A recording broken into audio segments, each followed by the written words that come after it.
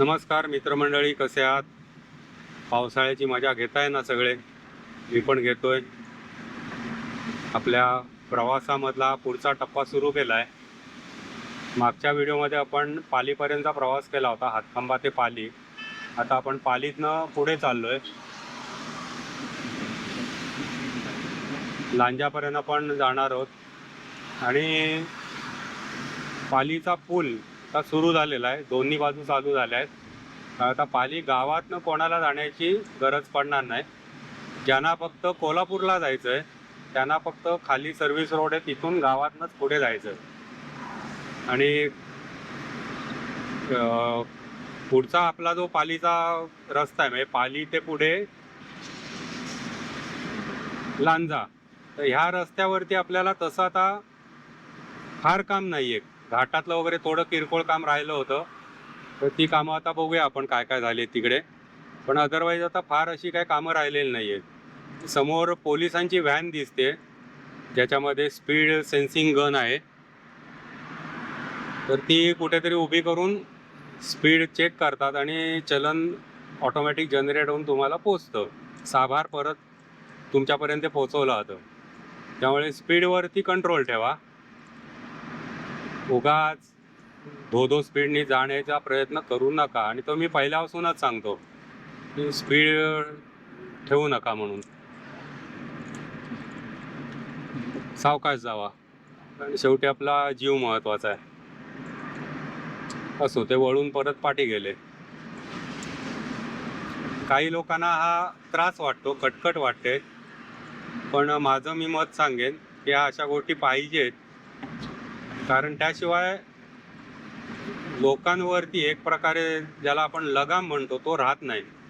आज तुम्ही बघितलं तर गाड्या इतक्या स्पीडनी चालवतात आणि ॲक्सिडेंट्स होतात.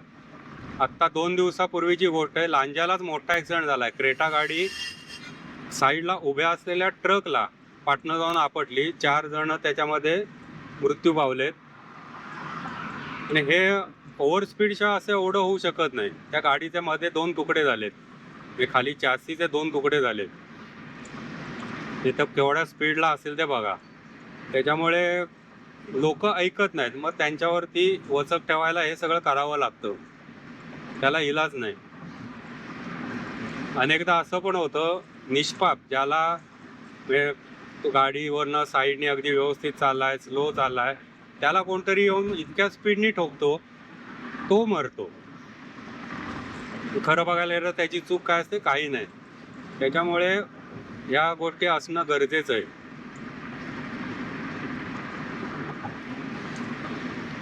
इथे डावीकडे आहे पल्लीनाथ मंदिर. श्रीदेव लक्ष्मी पल्लीनाथाचं इथे मंदिर आहे. मठ गावामध्ये आत्ता पण आलो. आणि आता इथे अंजनारी घाटी आहे, ही सुरू झाली. आणि अंजनारी घाटीतला बराचसा रस्ता हा डांबरी आहे. एक गाडी चालवायला याच्यावर मस्त मजा येते. लगेच गाडीचा आवाज बदलतो, फायरिंग चेंज होतं. मगाशी जी पोलिसांची आपण गाडी बघितली ना, स्पीड चेक करण्यासाठी ती गाडी आहे, त्याच्यात स्पीड सेन्सर्स आहेत. तर ते नुसतं स्पीडच बघत नाही तर सीट बेल्ट पण बघतात.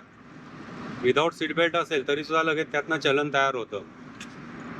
आणि इथे घाटीचा हा पोर्शन थोडा मध्ये राहिला होता, तो पण आता झालाय. म्हणजे दोन्ही बाजू व्यवस्थित सुरू झाल्या आहेत.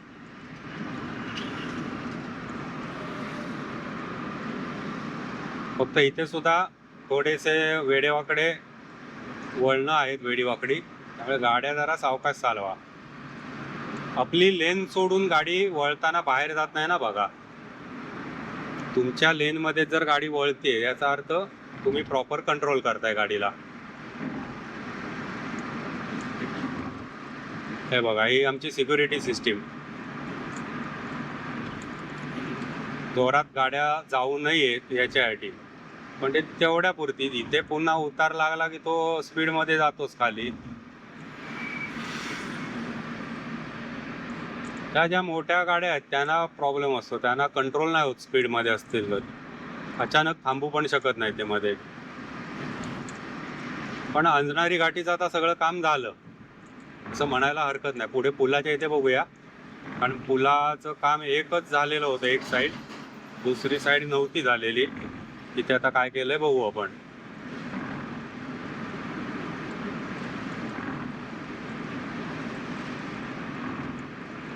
रमलर्स मात्र भरपूर टाकून ठेवलेले. ते ट्रकवाल्यांना त्याचा काय उपयोग त्या एवढ्याशा रमलरचा. इथं बघा, एक पुलाची एक बाजू झाली, पण पलीकडचा जुना पूल आहे तोच चालू आहे. त्याच्यामुळे अजून तिकडे काही डेव्हलपमेंट नाहीये नवीन.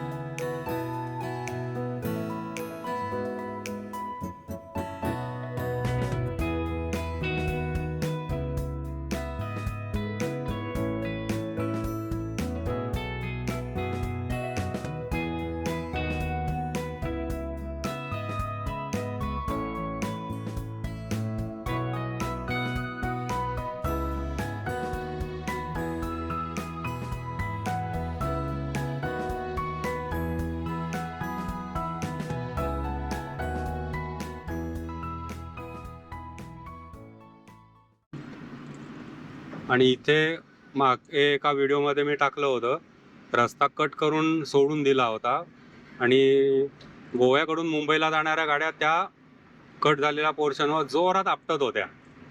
ते व्हिडिओमध्ये टाकलं होतं, संबंधितांना सांगितलं होतं, पण ते आता तिथे त्याने प्लेन करून टाकलाय रस्ता, तो भरून घेतलाय. असे अनेक ठिकाणी येतो पण स्पॉट, म्हणजे इथला हा एकच स्पॉट होता असं नाही, बऱ्याच ठिकाणी असं झालंय. आणि इथे मात्र पलीकडची बाजू नाही अजून सुरू झालेली, एकच बाजू चालू आहे. तोपर्यंत इकडे बघा दरड कोसळलेलीच आहे पलीकडची. हे बघा केवढी दरड आली आहे बघा खाली.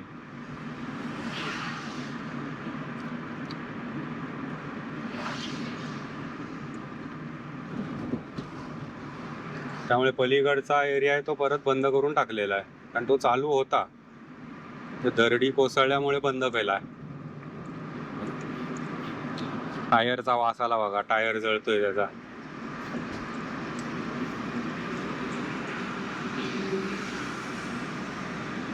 काही वेळेला समजत नाही आपल्या गाडीतला वास येतोय का कुठला येतोय.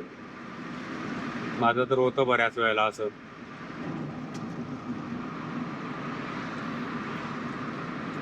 वेरळ घाटीमध्ये मात्र एक बातमी अशी कानावर आली, वाचनात आले, की तिथे पण आता काहीतरी ब्रिज करायचं चाललेलं आहे.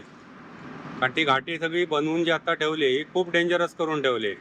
मागच्या व्हिडिओमध्ये तुम्ही बघितलं असेल, त्यात सुद्धा मी म्हटलं होतं की हे टर्न वगैरे जे तिथले घातले, भोसते घाटापेक्षा भयानक टर्न तिथे. पण ते आता गेल्या 3-4 दिवसापूर्वी मी बघितलं, वाचलंय का, की त्या ठिकाणी पुन्हा ब्रिजचं काहीतरी प्लॅनिंग होतंय. एक 2-3 ठिकाणी ब्रिज करण्याचं काम चालू आहे, त्या म्हणजे प्लॅनिंग होतंय. त्यातला हा वेरळ घाटीतला पण एरिया आहे.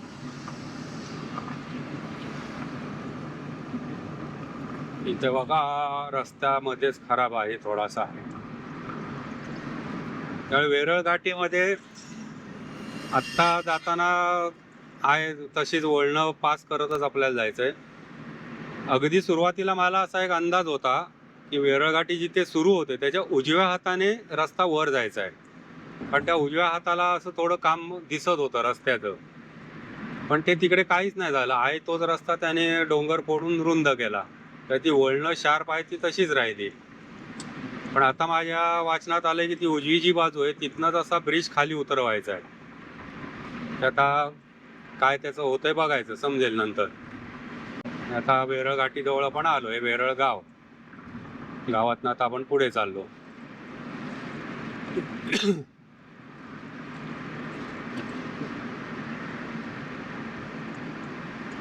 इथे मात्र दोन्ही बाजू चालू आहेत, त्यामुळे आपल्याला समोर येणार आता ट्रॅफिक नाहीये.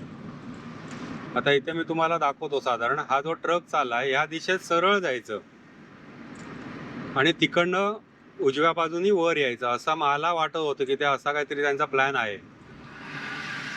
हा समोर जो रस्ता आहे हा फोडायचा समोरचा डोंगर आणि सरळ वर जायचं, पण ते न करता त्याने हे आहे तिथेच डोंगर फोडलाय आणि इथे बघा आता इथे सुद्धा दरड कोसळलेलीच आहे आणि शेवटी ते मातीचे ढिगार आहेत. त्यामुळे आहे तो रस्ता फक्त काय झाला, रुंद झाला. बाकी वळण बघा हे, ते आपलं नेहमीचं वळण हे आहे तसंच राहिलं.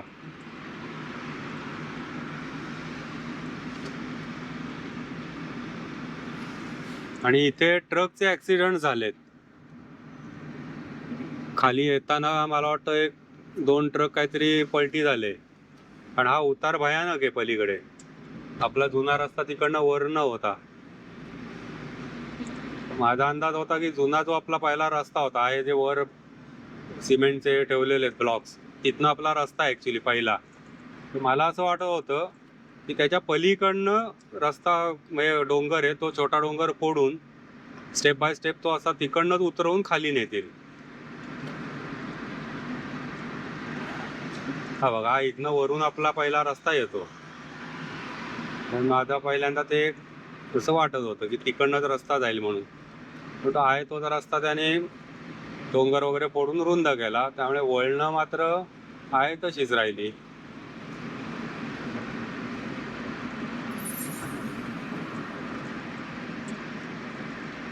सुझुकी XL6, अर्टिगा आणि XL6 दोन्ही सारख्याच, इंजिन सारखीच, जरा अशी फीचर्स त्याला जास्त. आणि काही मॉडेल, त्यांचं एक मॉडेल आहे ते मधली सीट पण 2x2 आहे, कॅप्टन सीट. आपण आता पोहोचलो देवदे फाट्याला. देवदे फाटा म्हणजे इथे उजवीकडे तुम्हाला रत्नागिरीला जाता येतं, पावस रत्नागिरी तुम्ही जाऊ शकता इथून. पूर्वी रस्त्याचं काम सुरू असताना बरेच जण या रूटने रत्नागिरीत जायचे. आता काय त्याची गरज नाही, आता रस्ता व्यवस्थित झाला रत्नागिरीपर्यंत, काहीच इश्यू नाही.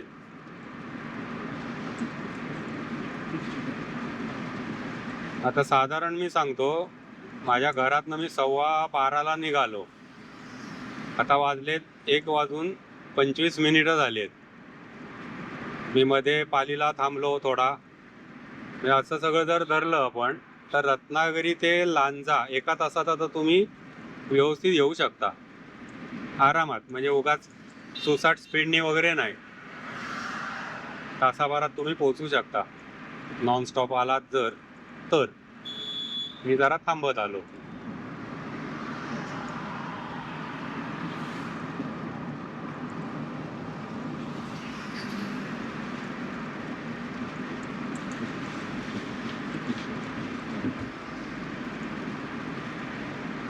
पूर्वी साधारण 1.5 तास अगदी आरामात जायचा नॉनस्टॉप गाडीने यायला. त्या तुलनेत आता तुम्ही जास्तीत जास्त 1-1.25 तास. आणि माझा स्पीड काय फार नाही आहे. सुसाट जाणारे ते तासाभरातच पोहोचतील. आपल्याला काय सुसाट पळवायची नाही गाडी, सावकाश जाणार मी. त्याच्यामुळे 1.25 तासात अगदी आरामात लांजा गाठू शकतो आपण.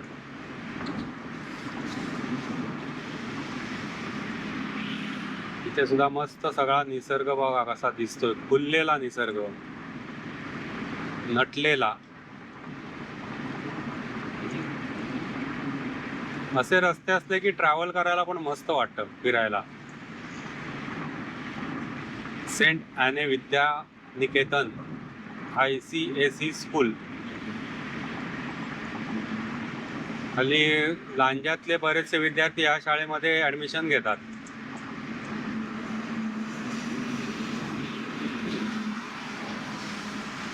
हिरवा निसर्ग आवडीने, जीवन सफर करा मस्तीने, निसर्गा शेडा रे, जीवनाचे गीत गारे, गीत गारे, धुंद वारे, लडलडाला.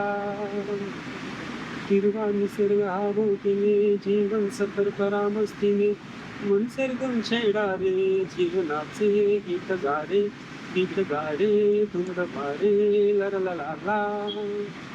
ओ नवे पंख पसरा, उंच उंच लहरा, नवे पंख पसरा, उंच उंच लहरा. इथे गाडी थांबते का आपला काय संबंध नाही, गाडी वळते ती.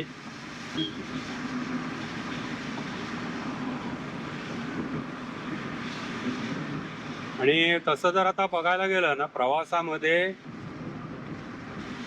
कारनी ज्यावेळी किंवा आपल्या स्वतःच्या गाडीने आपण प्रवास करतो, पालीतनं लांजा कधी आलं समजलं पण नाही बघा. तर लांजा शहर चालू झालं समोर.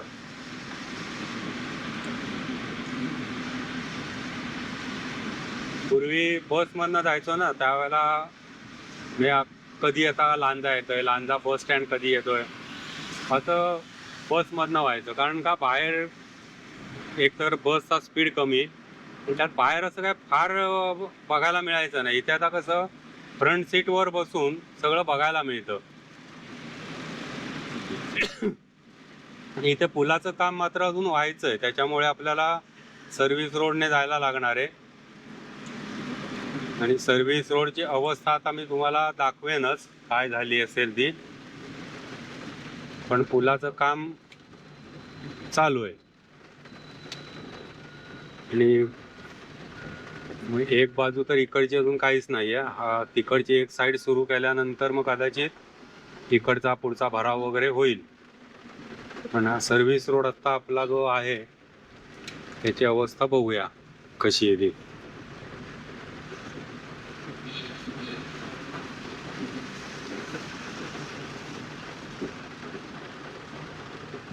इथे दुसरा हा आपल्याला एक प्रॉब्लेम फेस करायला लागणार की असे ट्रक वगैरे असले की पटकन ओव्हरटेक नाही करता येत. तुम्हाला त्यांच्या पाटणं जावं लागतं. आणि ते तुम्हाला बाजूला जायला काय देऊ पण शकत नाही जागा, कारण त्यांच्याकडेच जागा नाही.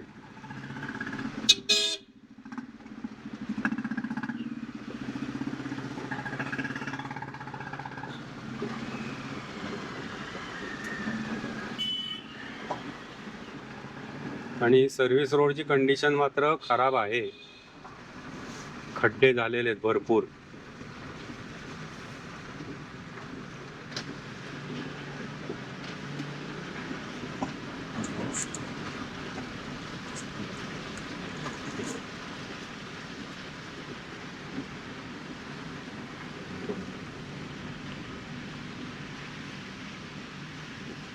पुढे ज्यावेळी असे ओव्हरलोडेड ट्रक्स वगैरे असतात त्यावेळी अंतर मात्र व्यवस्थित ठेवा. पाठी एकदम जवळ नेऊ नका गाड्या.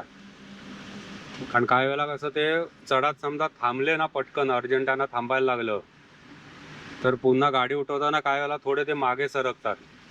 त्याच्यामुळे आपण आपलं एक सेफ डिस्टन्स ठेवून पाठी राहणं केव्हाही चांगलं. आणि आता इथे आपण आलो लांजाची सुरुवात जिथनं होते पूर्वी, म्हणजे आपण म्हणायचो आता इथे लांजा सुरू झालं. हा जो डावीकडचा रस्ता हा जातो साखरप्याकडे. दाभोळे घाटातनं जो रस्ता येतो, त्या दाभोळे गावाच्या अलीकडेचा जो रस्ता होता तो रस्ता इथनं पुढे आपण जाऊ शकतो साखरप्यात.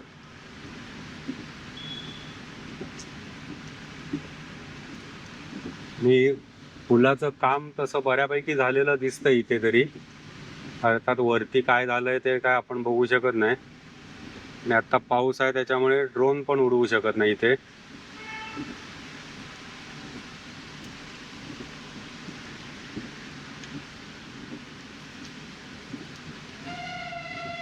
माझ्या मते हा आता पूल संपेपर्यंत आपल्याला असं हळूहळू जावं लागणार आहे. अरे बापरे, त्याच्या पुढे परत तो मोठा घोडा चाललेला आहे, त्याच्यामुळे हा त्याला ओव्हरटेक करू शकत नाही, आपण पुढे जाऊ शकत नाही. अरे हट जा बाजू नहीं तो उड़ा दूंगा, पहुंचा दूंगा सीधे ठाणे. अमिताभ बच्चन यांच्यावर चित्रित झालेलं हे गाणं आहे. चला, इथून आपण घुसू शकतो आरामात. त्याला काही दुसरा पर्याय नाही घुसण्या वाचून.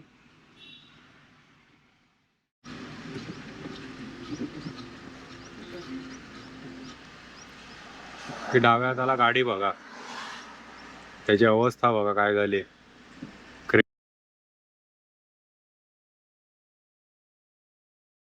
क्रेटा गाडी, म्हणजे मी मग अशी जे म्हटलं ऍक्सिडेंट झाला, गाडीचे तुकडे झाले 2. तिथे साईडला तो ट्रक उभा होता त्याच्यावर तो जाऊन आपटला आणि रोलिंग वगैरे झालं असं म्हणतात. मला नक्की काय ते कळलं नाही. लांजा पुलाची ही दुसरी बाजू. सुरुवातीला आपण गोव्याकडे जातानाची बाजू कव्हर केली, आता ही आपण मुंबईकडे जातानाची बाजू कव्हर करतोय.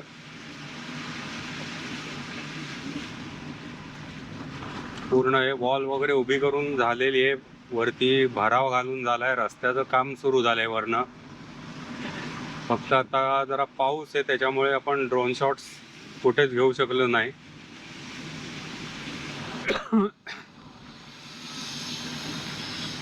आता ब्रिजचं काम बघूया आपण इथे, ह्या बाजूने काय काय दिसतंय आपल्याला बघता येईल. लांजाला तिथे CNG भरून घेतला, प्रेशर होतं बऱ्यापैकी, 200च प्रेशर होतं, त्याच्यामुळे बऱ्यापैकी CNG मिळाला आपल्याला.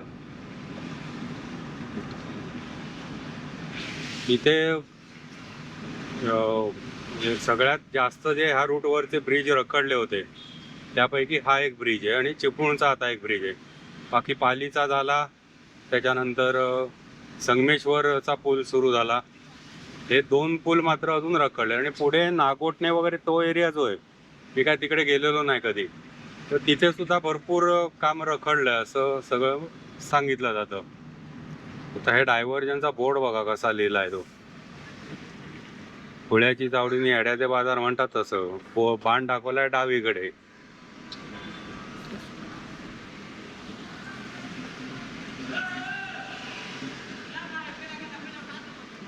त्यामुळे आता ही पलीकडची बाजू परत आपल्याला वापरायची, तिथे मध्ये आता काम चालू आहे.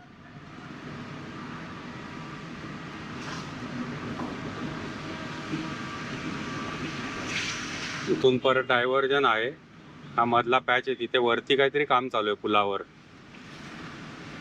आता परत आपण डाव्या साईडला जातोय.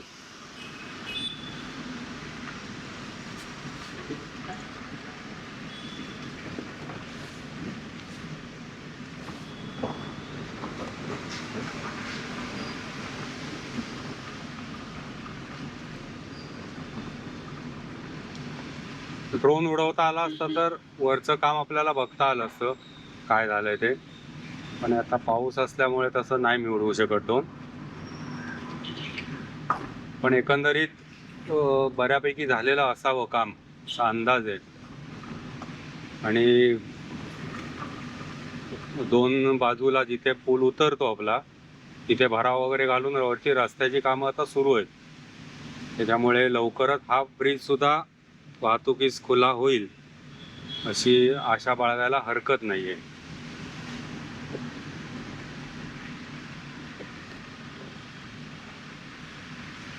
तो उजवीकडे वळला, मला वाटलं तो पण इकडे पण काय बंद वगैरे केलंय काय.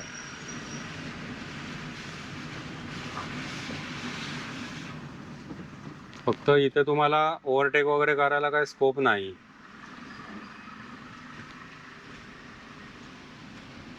याच्या पलीकडे सगळा मातीचा ढिगारा आहे.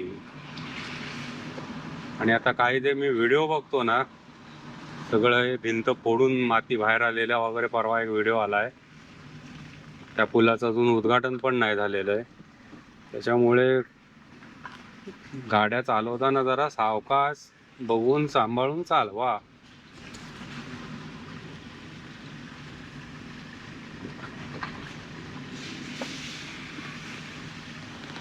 रस्त्याची क्वालिटी आणि या बांधकामांची क्वालिटी आता एक मोठा गहन विषय झालेला आहे आपल्याकडे.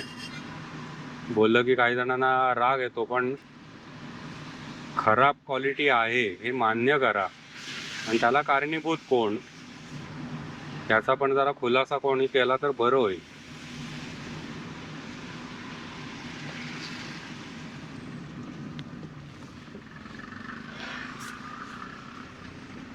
आणि आता परत आपण आता मुंबई गोवा हायवेला लागलो.